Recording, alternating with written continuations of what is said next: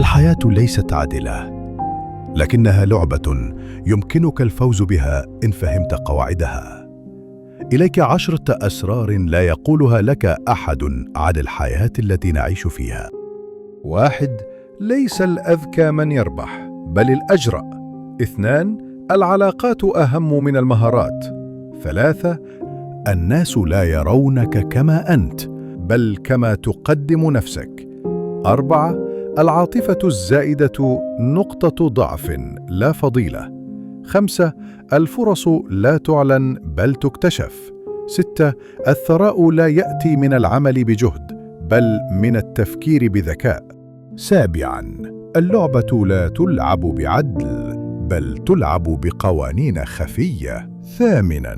الهدوء الخارجي لا يعني الاستسلام، بل تركيزاً على الانقضاض. 9.